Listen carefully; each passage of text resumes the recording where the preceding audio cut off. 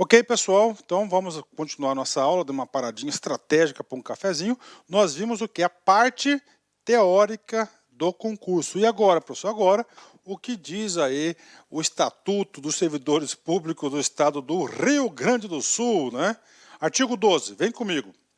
O concurso público tem o objetivo de selecionar candidatos à nomeação em cargos de provimento efetivo, podendo ser de provas ou de provas e títulos na forma do regulamento, né?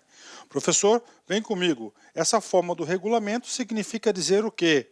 É claro, no edital, né? Então, o concurso público, ele pode ser, gente, olha só, ele pode ser, vamos comigo aqui, ó, concurso público, né? Considerando a teoria, primeiro, ó, concurso pode ser, claro, sempre para provimento de cargo efetivo. Esse provimento de cargo efetivo significa dizer que ele vai adquirir a estabilidade. Qual que é a vantagem da estabilidade? A vantagem da estabilidade é que ele vai ter segurança no exercício do cargo. Ele poderá ser demitido apenas em algumas hipóteses nas quais a gente vai falar com vocês ainda nesta aula, né? Ok, concurso público. Ele pode ser, ó, primeiro, tá? De provas, tá? De provas. Aí, provas. E ele pode ser também, 2, de provas e títulos, né? Aí. Provas, né? Você pode ser de provas, olha só, prova objetiva, múltipla escolha, por exemplo, né, certo, errado, ou as 5 alternativas, ou provas discursivas. A famosa redação, tá aí. Ele pode ser provas, né? Tudo isso, mais títulos, né? Experiência, que visa explicar o quê? Experiência. Experiência, tá? Títulos, né? Mestrados, doutorados, né? E assim por diante. Para isso aqui, ele é apenas o quê? Classificatório. Pronto, né? E a prova vai ser sempre eliminatório. Eliminatório. De acordo com as regras do edital. Pronto, então aí para vocês aí uma regra geral de concurso público, né? Ok, então artigo 12. E agora, professor, parágrafo único. Que parágrafo? Parágrafo primeiro. As condições para a realização do concurso serão fixadas em edital, que será publicado no Diário Oficial do Estado e em jornal de grande circulação. Olha que coisa interessante, né? Primeira coisa, são fixadas no edital. Por isso que a gente fala que o edital faz regra para o concurseiro, né? Para o concursando e também para a banca examinadora, para o órgão, para todos. É muito importante. Então, o primeiro passo do aluno ficar competitivo, ele é conhecer o quê? As regras do jogo. Daí as regras do jogo não serão mudadas, né? Então isso aí eu sempre falo que o aluno vai ter que estudar o quê? Com estratégia. Então o edital trata do quê? Das regras do jogo, né? Fixadas no edital. Aí o parágrafo primeiro traz duas obrigatoriedades aí para a secretaria e para o governo do estado, para o poder executivo, para o poder público, né? Publicar esse edital em Diário Oficial do Estado, tranquilo, e em jornal de grande circulação, né? Considerando aí que o jornal é de grande circulação, nós temos aí que sempre, todo ano aí tem uma redução da tiragem, né? Porque hoje é tudo eletrônico. Então paramos, esse aqui é o parágrafo primeiro. Tem que lembrar que esse dispositivo foi criado em 1994, né? Parágrafo segundo. Não ficarão sujeitos a limite de idade os ocupantes de cargos públicos estaduais, de provimento efetivo, ou seja, de concurso, ó, não ficarão sujeitos a limite de idade os ocupantes de cargos públicos estaduais de provimento efetivo. E aí, professor, você tem que entender, primeiro, que nós estamos estudando o Estatuto Civil, tá? Dos servidores públicos civis, né? Ou seja, professor, então eu tenho que ter 35 anos, até 35 anos para fazer o concurso para agente de trânsito do lado do Detran? Não. Então, de tal, aqui na lei, ele diz que não ficarão sujeitos a limite de idade, né? Então, não vai ter esse limite de idade aí para ele prestar, para realizar o concurso, né? Isso aqui na esfera civil, né? Só que falando em limite de idade, nós temos uma observação muito importante chamado PEC da Bengala. A PEC da Bengala, de 2016, ela foi aprovada, ele alterou, né, a data limite para a aposentadoria compulsória. Aposentadoria compulsória.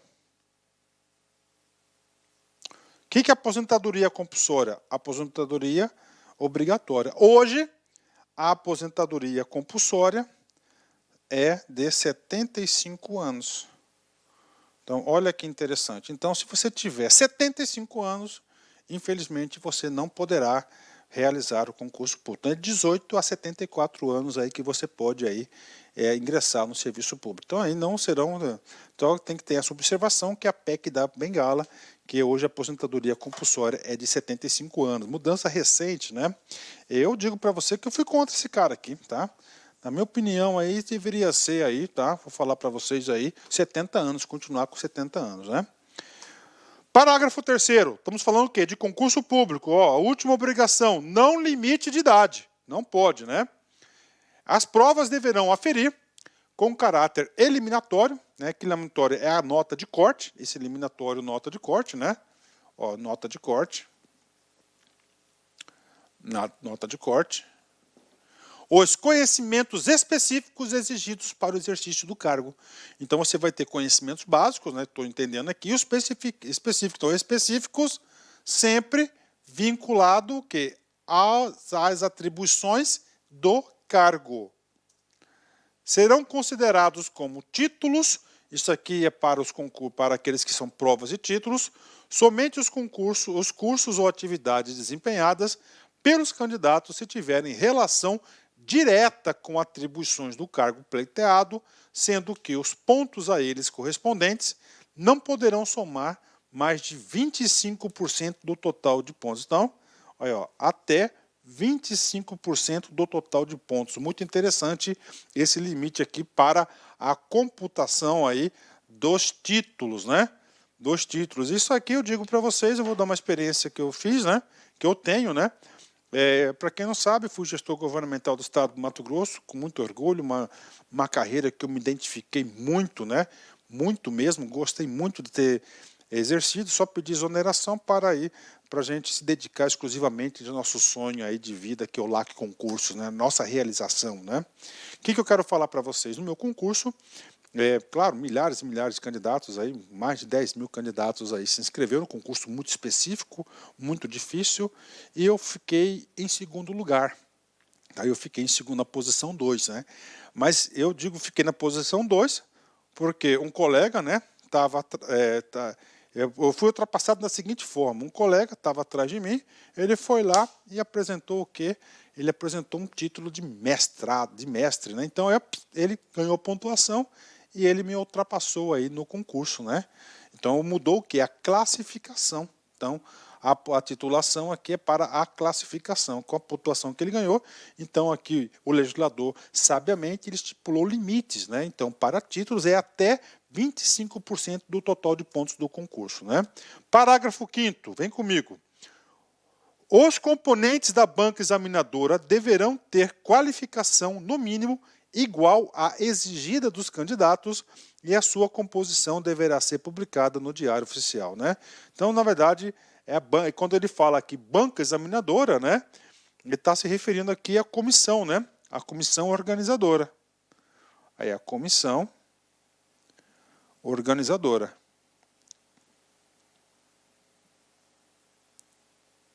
Claro que existe a possibilidade também de ser banca própria, né? Mas muito difícil, né? Até para dar lisura, transparência aí ao concurso público, né? Claro, todo concurso público sempre nós temos aquela suspeita, né?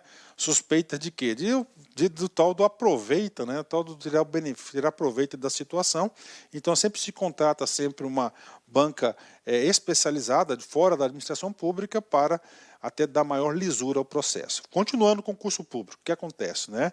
O legislador ele fez questão de trazer no texto o quê? Os critérios de desempate. O desempate entre candidatos aprovados no concurso em igualdade de condições obedecerá os seguintes critérios. Primeiro, né, desempate. Né? Primeiro, maior nota nas provas de caráter eliminatório, considerando o peso respectivo. Então, primeiro critério de desempate. Segundo, maior nota nas provas de caráter classificatório, se houver prevalecendo a de maior peso. Né? A de maior peso. 3. Finalmente, o último, né? Sorteio público que será divulgado através de edital publicado na imprensa com antecedência mínima de 3 dias úteis para a sua realização, né?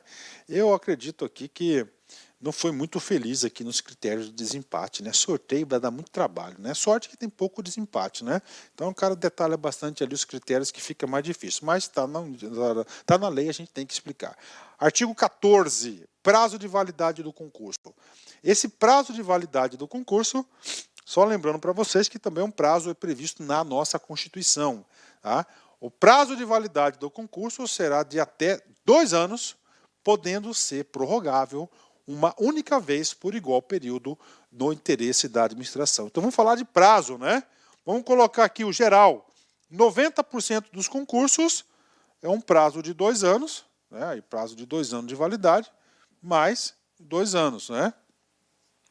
Igual validade 4 anos. Por isso que eu sempre falo, quem faz concurso público tem que ter uma visão de futuro, a longo prazo, né? Mas já muitos outros só são 1 ano, mais 1 ano, né? Aí. Pode ter um prazo de validade de 1 ano? Pode, né? Igual aqui, 2 anos, né? Ou, eu já vi casos, né? Por exemplo, 180 dias. Aí. Normalmente, quando tem curso de formação, é mais curto, né? Aí, ou pode ser por mais 180 dias. Ah, aí, 360 dias. Aí, agora uma coisa interessante, ó, no interesse da administração, ou seja, aqui é um ato discricionário. Um ato discricionário. Onde a autoridade vai avaliar a oportunidade e a conveniência para isso. O governador, o secretário de Estado, né, ele pode muito bem falar o seguinte, não é do interesse da administração prorrogar o concurso. E aí, pode? Claro. Ele é obrigado? Não. Né? Não. Então, ele é um ato que diz que não está obrigado. Né? Agora, o que acontece? Um concurso público ele é caro. Tá? Ele é caro, ele é lento, ele é moroso. Tá? Então, o que acontece? Então, normalmente, ele já prorroga porque ele fica com um banco aqui de talentos, né? Um banco de cadastro de reserva para quando tiver vagas e quando for conveniente, ele fazer seu devido provimento, né? O ideal é o seguinte, que todos os órgãos públicos sempre tenham, né, em mãos esse cadastro de reserva para fazer o provimento, que aí você vai eliminar bastante aí o quê? O tal do contrato temporário, para você dar uma melhor prestação do serviço público. Bacana? Então, esse aqui é o prazo de validade, eu passei algumas hipóteses para vocês. Vamos lá. Parágrafo único, vamos aqui apagar o quadro para a gente conseguir entender, né? Enquanto houver, olha este requisito, tá? Enquanto houver candidatos aprovados em concurso público, com prazo de validade não expirado, dentro do prazo de validade, em condições de serem nomeados, não será aberto novo concurso para o mesmo cargo. Então, olha aí. Então, olha como é importante, enquanto tiver concurso público em vigência, a administração pública está proibida de realizar o quê? Novo concurso público. Tá? Esta regra é um pouco diferente do que tem alguns estados. Né? O que diz alguns estados, inclusive na União? Né? Ó, você pode até fazer concurso público. Tá? O que acontece? Ó, enquanto houver candidatos aprovados em concurso público com prazo de validade não expirado. Então tá lá. O que ele está falando? Ele vai proibir você fazer concurso. Existe outra regra, que não cabe aqui no caso, mas eu vou explicar para vocês. É permitido fazer, tá, o concurso público, só você não pode o quê? Convocá-los, não pode nomear enquanto tiver candidatos aprovados no concurso anterior. Esse é o entendimento da Lei 8.112 e de muitos estatutos aí estaduais pelo Brasil todo. Então, mas o legislador do Rio Grande do Sul, ele já bloqueou, ele foi radical. Não será aberto novo concurso para o mesmo cargo, com certeza, né? Ok. Artigo 15. Vem comigo aqui.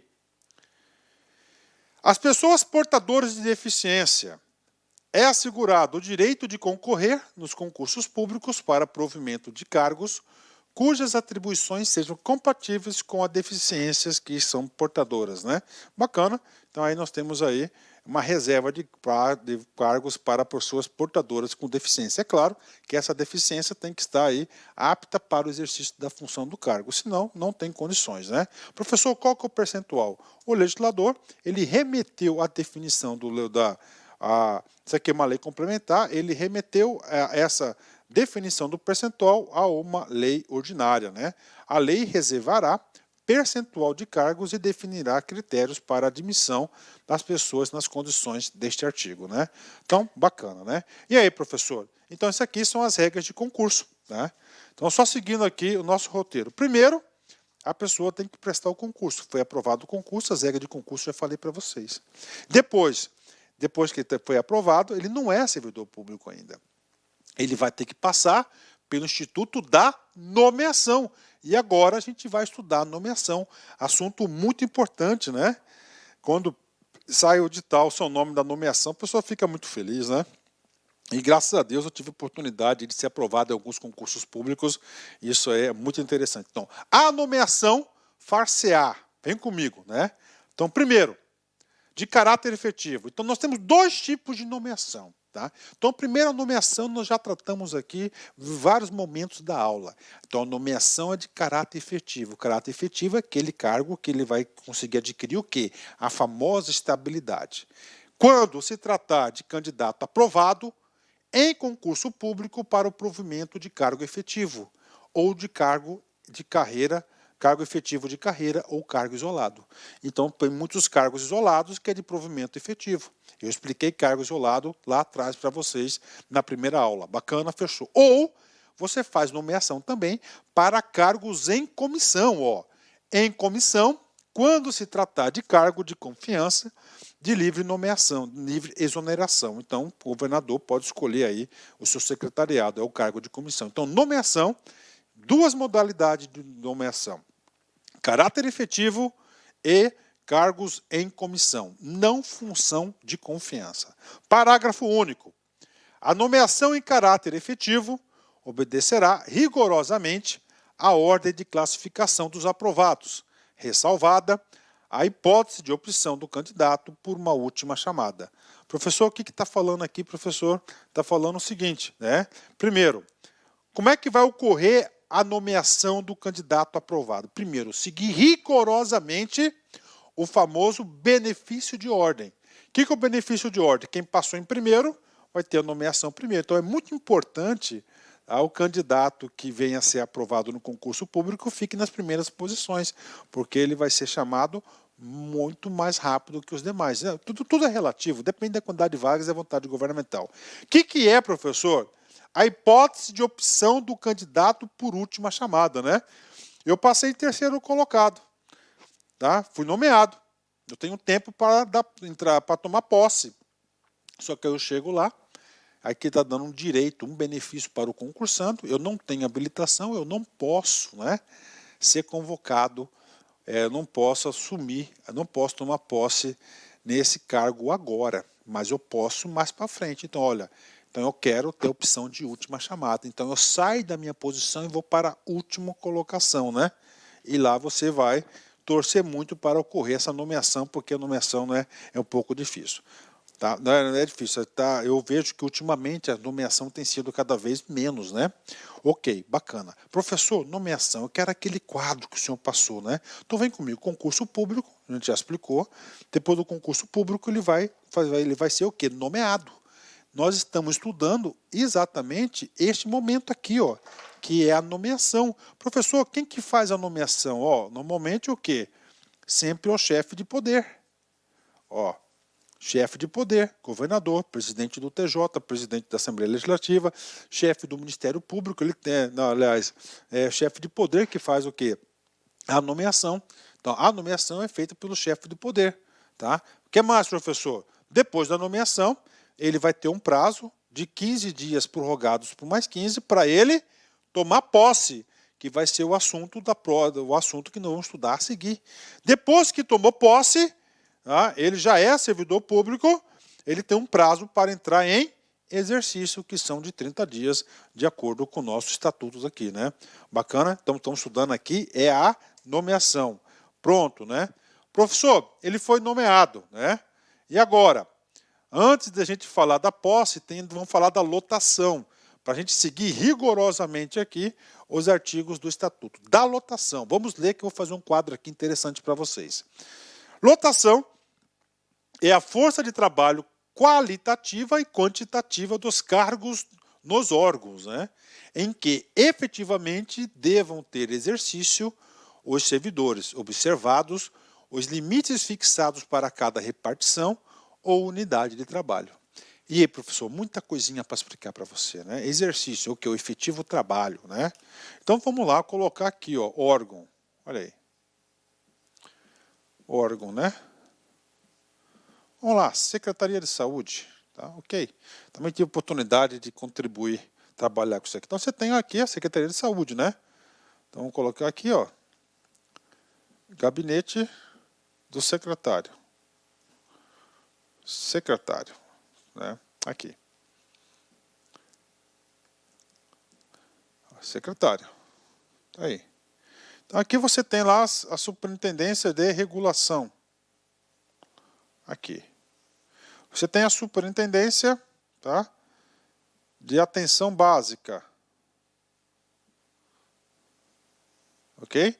Você tem a Superintendência de Saúde Coletiva. Está aí. Está aqui. Pronto. Aí. Esse aqui é o órgão. O órgão está aqui. Em que efetivamente devam ter o exercício do servidor, observados os limites fixados para cada repartição ou unidade de trabalho. Vamos supor que na Superintendência de Regulação, tá, você tem lá o cargo técnico do SUS. Na superintendência aqui você tem o quê? 5 vagas. Pronto. Então você vai estar lotado na unidade Superintendência de Regulação, o órgão Secretaria de Saúde do Rio Grande do Sul. Isso aí que significa a lotação. Então a lotação, esse detalhe. Professor, qual que é o nome disso que nós temos na administração? Lotacionograma, né? Lotacionograma. Eu tive oportunidade aí de trabalhar muito nisso, né? Hoje em dia eu digo para você que a gestão da força de trabalho da administração pública ela é muito complicada, né? Muito difícil. Parágrafo 1º. A indicação do órgão, sempre que possível, observará a relação entre as atribuições do cargo técnico do SUS. Opa! Então, atividades meios referentes ao SUS, né? As atividades específicas da repartição. Técnico do SUS, Secretaria do SUS, né? Do SUS lá, Secretaria de Saúde. E as características individuais apresentadas pelo servidor. Ou seja, é eu colocar a pessoa certa no lugar certo, sem desvio de função, né? Parágrafo 2º. Tanto a lotação como a relotação poderão ser efetivadas a pedido ou de ofício, né?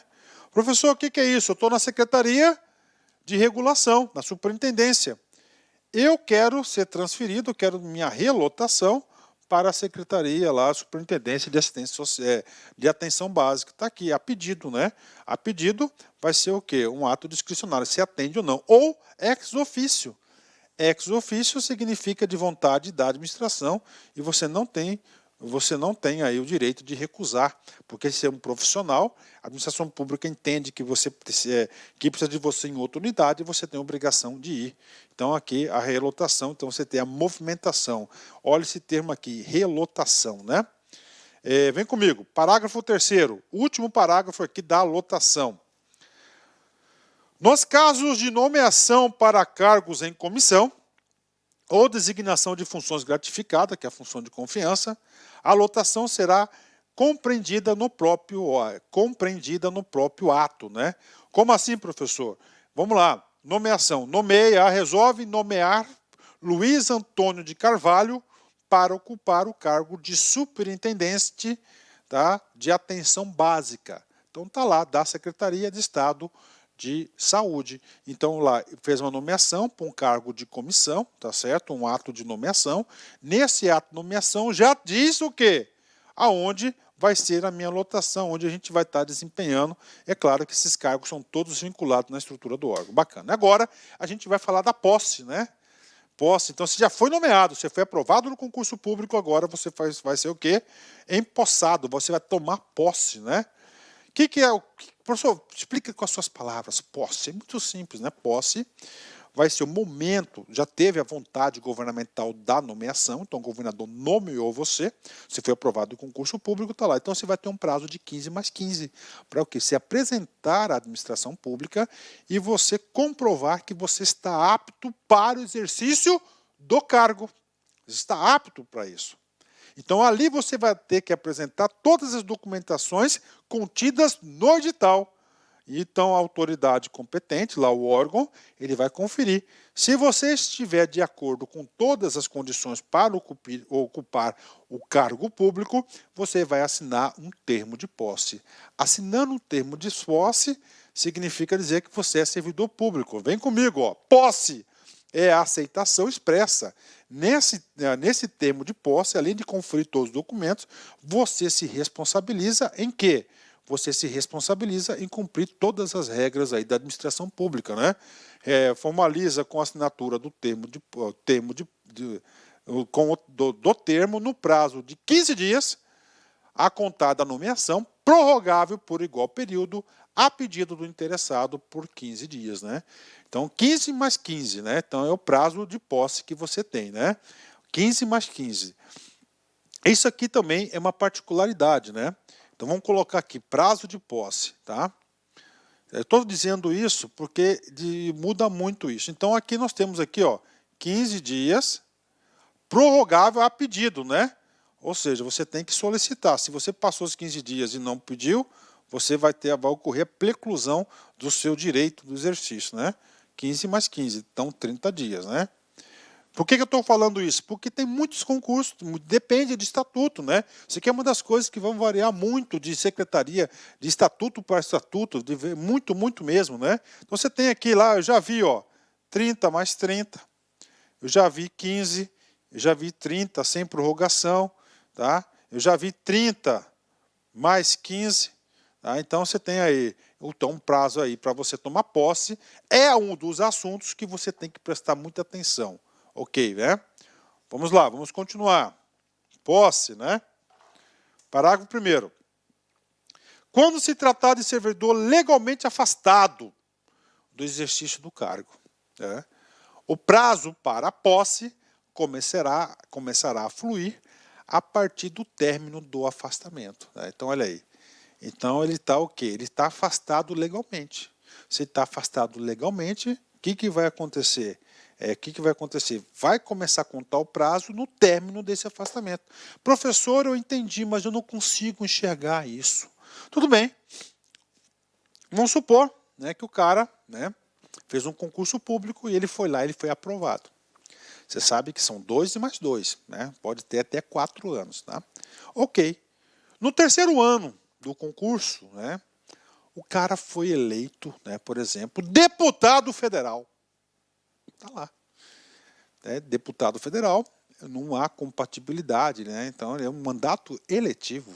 Então tem regras específicas para isso, que a gente vai falar no título 3, das vantagens dos servidores. A gente vai falar todas as vantagens, tem essa prerrogativa lá, tem esse benefício lá. Então o que está falando? Então o cara é o seguinte, claro que ele vai ter que se apresentar à administração pública, né? Falou, eu estou afastado legalmente, pronto. Aí ele vai ter que notificar, vai ter que fazer um processozinho, né? E o prazo dele vai ser o quê? Após o término do afastamento, depois que ele concluiu o seu mandato. Estou colocando uma das hipóteses, temos outras hipóteses aí. Esse aqui é do parágrafo 1º. Parágrafo 2º. A posse poderá se dar-se mediante procuração específica, né? Cai muito isso. Tá? É possível posse por procuração específica? É. Em todos os estatutos tem isso, que eu, até hoje que eu tive oportunidade de ministrar, todos eles trazem essa previsibilidade.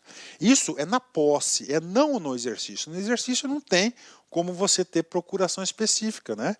Às vezes você sabe que vai ser publicado, né? E aí que vai ser publicada a sua nomeação, né? E aí você vai ter uma viagem, você não vai poder tomar posse. Então você pode nomear uma pessoa com procuração específica, ou seja, somente para tomar posse no seu lugar. Pronto, você não vai perder o prazo aí para ser servidor público, ok? Parágrafo 3º, vem comigo.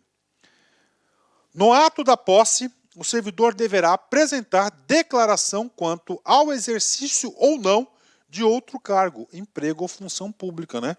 Olha que coisa, isso aqui é declaração de cargos, né? Então lá você vai ter que declarar. Isso aqui serve para muitas coisas, né? Vamos colocar algumas coisas legais aí, né? Vamos supor que você vai lá, você é técnico do SUS e você passou para o cargo de auditor fiscal aí da Fazenda, né? Estadual.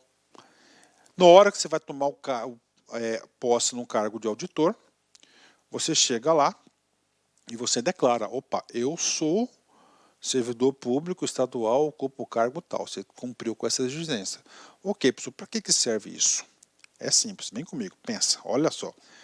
Daqui 3 anos, né, daqui 2 anos, você foi inabilitado no estágio probatório. Você vai ser exonerado do cargo. Você vai ser exonerado do cargo do quê? Você vai ser exonerado do cargo de auditor.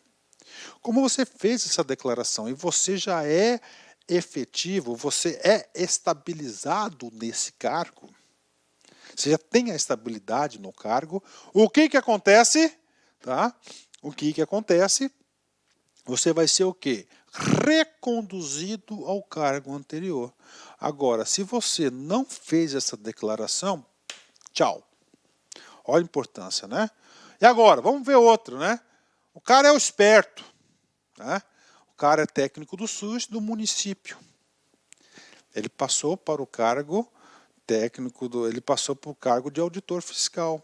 Ele olhou lá, esse cara, dá para levar os dois. Dá para levar os dois. O que ele fez? Cara, se eu fizer essa declaração, os caras não vão me deixar tomar posse, porque esse cargo aqui não tem possibilidade de acumulação. É um acúmulo ilegal. Eu vou dar uma de esperto, vou falar que nada consta. Pronto. Declaração falsa. Má fé. Tá aí. Serve para isso também. O cara vai se complicando, né? Tá aí. Então, no ato da posse, você tem que fazer essa declaração. Artigo 19. A autoridade a quem couber a posse, né, quem vai dar posse, verificará sob pena de responsabilidade se foram cumpridas as formalidades legais prescritas para o provimento do cargo, né? Aí então o que acontece? Então quem for dar posse, eu já assinei muito termo de posse em conjunto com o servidor.